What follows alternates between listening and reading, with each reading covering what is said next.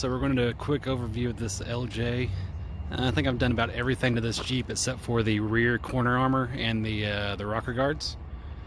But pretty much everything else I think I've done.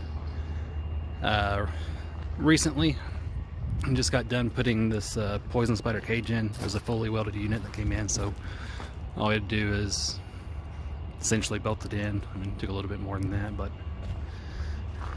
also bed lined it, the interior of the tub, using Raptor liner while everything was empty. He has a sub in the back. I'm not quite sure what we're going to do with it yet, so we just have some extra wire for whenever we decide where the final mounting place will be for it. But the Raptor turned out pretty good. You definitely want 2 kits on an LJ.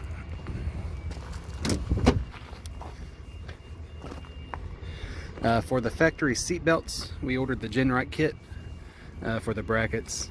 Had to trim the rears a little bit, but you can see how they mounted. They came out pretty good. They worked just fine. The fronts,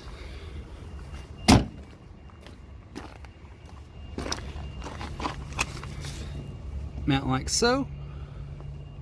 Down there, there's not much clearance between the seatbelt and the factory chair, so you need to be aware of that. And you probably want to have the cage in and tack everything in place with the seats and cage in the Jeep if you put one on. We also mounted rough country switch panel and CB up there. Normally it's supposed to go right above the vents there on the dash, but the customer wanted it up there on the cage. Let's see. Tags mount is temporary right now. It has, I think that's a Poison Spyder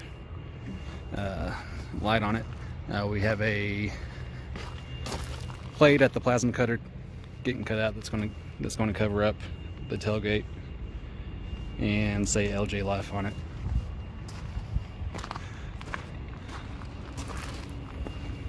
Suspension wise, it has a Rusty's long arm kit, and then we swapped in some factory Rubicon Dana 44 axles.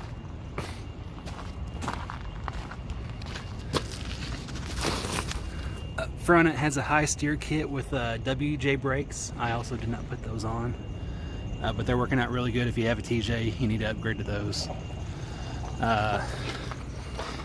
He ripped all of the factory mounting points off, so we bought all Artec brackets and put on the front axle.